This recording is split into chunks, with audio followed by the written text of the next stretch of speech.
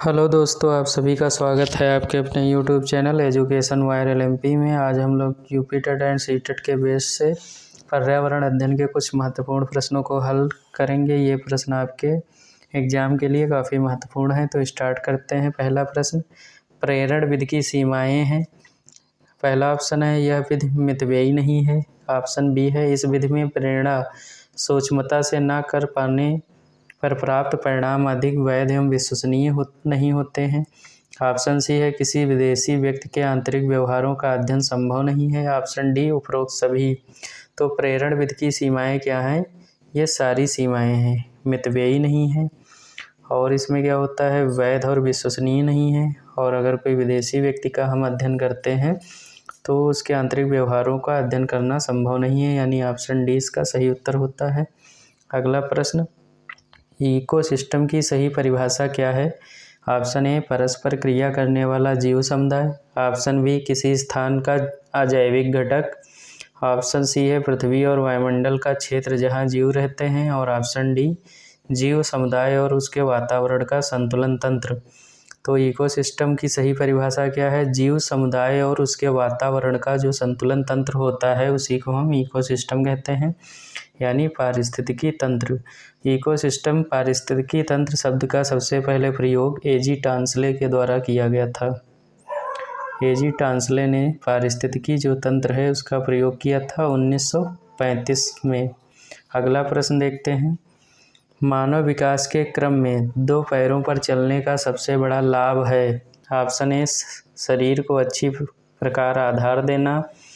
Option B है शरीर का भार कम होना। ऑप्शन सी है हाथ स्वतंत्र रूप से मस्तिष्क की आज्ञा अनुसार कार्य कर सकते हैं। और ऑप्शन डी है अधिक तेज चाल। तो यहाँ क्या है, दो पैरों पे चलने का सबसे बड़ा फायदा यह है कि हाथ स्वतंत्र रूप से मस्तिष्क की आज्ञा अनुसार कार्य कर सकते हैं। ऑप्शन सी।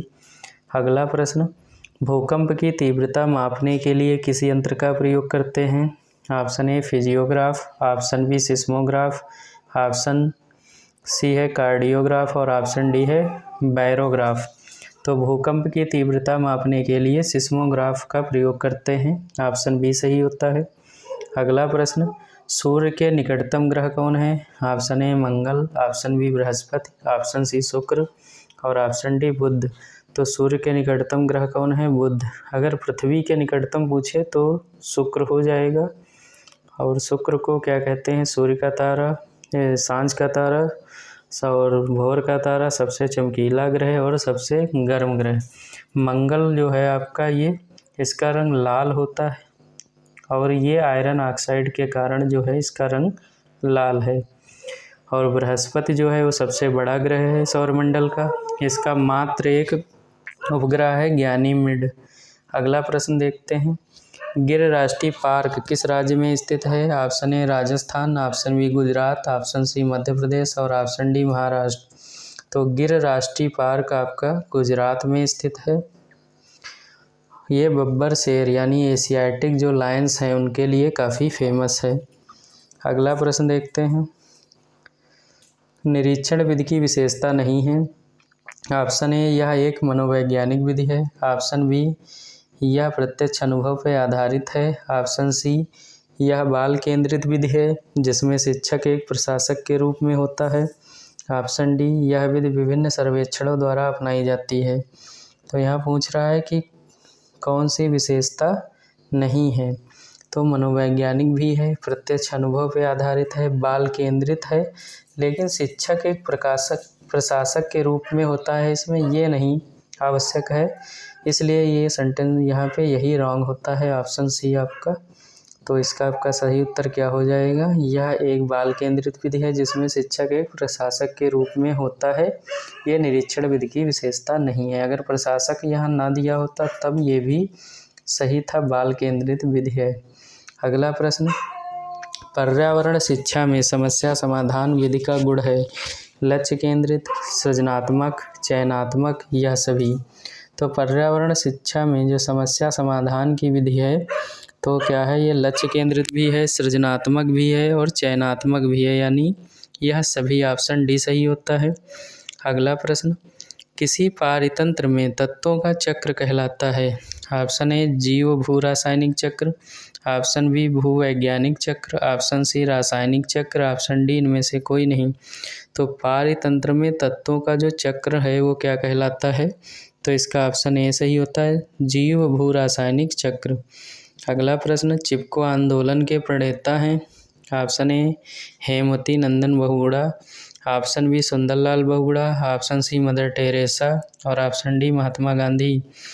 तो चिपको आंदोलन के प्रणेता कौन है? तो इसका ऑप्शन बी सही होता है, सुंदरलाल बहुगुणा।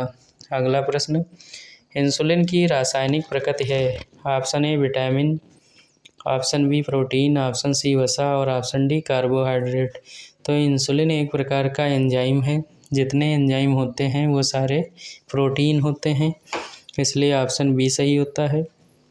इंसुलिन की अगर बात करें तो इंसुलिन के स्तर में गड़बड़ी के कारण मधुमेह यानी डायबिटीज़ हो जाता है, और इंसुलिन हार्मोन्स अग्नाशय यानी पैंक्रियाज जो है उसके लैंगरहैंस की बीटा कोश सेल्स जो होती हैं, बीटा कोशिकाओं से स्रावित होता है।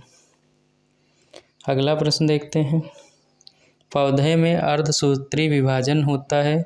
ऑप्शन ए मूल शीर्ष में, ऑप्शन बी परागकण में, ऑप्शन सी तने में, ऑप्शन डी परागकोश में। पौधे में अर्धसूत्री विभाजन किस भाग में होता है? तो इसका ऑप्शन डी सही होता है, परागकोश में। अगला प्रश्न, जैविक समुदाय में प्राथमिक उपभोक्ता है? ऑप्शन ए मांसाहारी, ऑप्शन बी सर्वाहारी, ऑप्शन सी शाकाहारी, ऑप्शन डी डेट्रीटियोर। तो यहाँ बात करें जैविक समुदाय में प्राथमिक उपभोक्ता हैं, तो यहाँ आपका कौन सा उत्तर सही हो जाएगा? ऑप्शन सी शाकाहारी। जितने भी जैव प्राथमिक उपभोक्ता होते हैं वो सारे शाकाहारी होते हैं। अगला प्रश्न, ज्वर नियंत्रण में आमतौर पर सबसे अधिक प्रयोग की जाने वाली औषधि है? Option A Brufen, option B complex, option C paracetamol और ऑप्शन डी लिव52। ज्वर नियंत्रण यानी यहाँ बुखार या फीवर की बात कर रहा है, इसके लिए सबसे ज़्यादा प्रयोग में पैरासीटामॉल का प्रयोग करते हैं, ऑप्शन सी।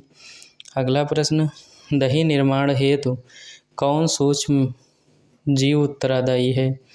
कौन सा सूक्ष्म जीव जो है वो दही निर्माण के लिए उत्तरदायी है? Option A aspergillus, option B streptococcus, option C retrovirus और ऑप्शन डी लैक्टोबैसिलस। तो दही निर्माण के लिए आपका ऑप्शन डी सही होता है, लैक्टोबैसिलस। अगला प्रश्न, मानव रुधिर वर्ग की खोज सर्वप्रथम किस वैज्ञानिक ने की? Option A Landsteiner, option B Jennings, option C पेंटिन एवं मास्ट, ऑप्शन डी कार्ल मार्क्स। तो यहाँ पूछ रहा मानव रुधिर वर्ग की खोज, तो ऑप्शन ए सही हो जाएगा, लैंडस्टीनर। इन्होंने 4 प्रकार के रुधिर वर्ग बताए, ए, बी और ओ और ए बी, जिसमें से ओ सर्वदाता होता है, ए बी सर्वग्राही होता है। अगला प्रश्न, प्याज आलू अदरक हैं? ऑप्शन ए जड़, ऑप्शन बी तना, ऑप्शन सी अपस्थानिक जड़ें, ऑप्शन डी साल्क पत्र। तो प्याज आलू अदरक ये किसके अंतर्गत आएंगे? इसका ऑप्शन बी सही होता है, तना के अंतर्गत। अगला प्रश्न, एक कोश की सूक्ष्म जीव है? स्पाइरोगायरा, विषाणु, पैरामीशियम, हाइड्रा। तो यहाँ पे आपका सही उत्तर होता है ऑप्शन सी, पैरामीशियम। अगला प्रश्न, निम्न में कौन सा पादप उत्पाद साबुन का विस्थापन है? ऑप्शन ए रुद्राक्ष, ऑप्शन बी रीठा, ऑप्शन सी तेंदु और ऑप्शन डी ये सभी। तो बात करें कौन सा साबुन उत्पाद का विस्थापन है? ऑप्शन बी रीठा। अगला प्रश्न, निम्नलिखित वाहनीय ईंधनों में किसको आजकल पर्यावरण स्नेही माना जाता है? यानी पर्यावरण को नुकसान ना पहुंचाने वाला ईंधन कौन सा है? Option A diesel, option B petrol, option C द्रवित पेट्रोलियम गैस और ऑप्शन डी है संपीड़ित प्राकृतिक गैस। तो यहाँ कौन सा उत्तर सही हो जाएगा? संपीड़ित प्राकृतिक गैस। अगला प्रश्न देखते हैं, गैसीय अपशिष्ट है? ऑप्शन ए सब्जी एवं फलों के छिलके, ऑप्शन बी घरों की नालियों का गंदा पानी, ऑप्शन सी खेत खलिहानों से निकलने वाला कचरा और ऑप्शन डी लकड़ी कोयला से जलने वाला धुआं। तो गैसीय अपशिष्ट के रूप में किसको लेंगे? तो डी ऑप्शन सही होगा, लकड़ी और कोयले के जलने से जो धुआं होता है उसी को गैसीय अपशिष्ट बोला जाता है। अगला प्रश्न, निम्नलिखित में कौन से पौधे दूर दूर प्रसारित होंगे? ऑप्शन ए बीजाणु द्वारा प्रकीर्णित पौधे, ऑप्शन बी बीज द्वारा प्रकीर्णित पौधे, ऑप्शन सी फल द्वारा प्रकीर्णित पौधे और ऑप्शन डी कायिक जनन द्वारा वितरित। तो यहाँ पर पूछ रहा है कौन से पौधे दूर दूर प्रसारित होंगे, तो इसका आपका सही उत्तर होता है फल द्वारा प्रकीर्णित पौधे। अगला प्रश्न, जब तक एक जीव लाभ लेता है बगैर दूसरे जीव को प्रभावित किए हुए, यानी एक जीव लाभ ले लेकिन दूसरे जीव को प्रभावित ना करे तो क्या कहलाएगा? परजीवी, सहभोजी, मृतोपजीवी, सहजीवी। तो इसका आंसर आपका सहभोजी सही होता है, ऑप्शन बी। अगला प्रश्न, जब मोर सांप को खाता है, सांप कीड़ों को खाता है और कीड़े हरे पौधों को खाते हैं, तो मोर का पोषण तल पूछ रहा क्या होगा? ऑप्शन ए प्राथमिक उपभोक्ता, ऑप्शन बी अंतिम उपभोक्ता, ऑप्शन सी प्राथमिक अपघटक, ऑप्शन डी खाद्य पिरामिड के शीर्ष पर। तो यहाँ आपका कौन सा उत्तर सही हो जाएगा? खाद्य पिरामिड के शीर्ष पर, क्योंकि कीड़े जो है वो पौधों को खाते हैं, ये प्राथमिक उपभोक्ता हो गए। उसके बाद कीड़ों को सांप खाता है, द्वितीयक हो गया, और सांप को मोर खाता है, यानी ये क्या होगा? सबसे शीर्ष पे स्थित होगा। अगला प्रश्न देखते हैं, किस मिट्टी का विस्तार भारत के सर्वाधिक क्षेत्र पे है? यहाँ पे क्वेश्चन को चेंज कर लेंगे। यहाँ है कौन राज्यसभा का सभापति होता है? तो ऑप्शन ए है उपराष्ट्रपति, ऑप्शन बी है राष्ट्रपति, ऑप्शन सी है प्रधानमंत्री और ऑप्शन डी है भारत के मुख्य न्यायाधीश। तो राज्यसभा का सभापति कौन होता है? उपराष्ट्रपति, यानी ऑप्शन ए सही होता है।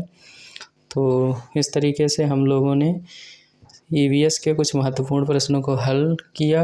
ऐसे ही प्रश्न आपको नेक्स्ट वीडियो में भी मिलेंगे, तो आप लोग लाइक शेयर सब्सक्राइब करिए चैनल को। Thank you.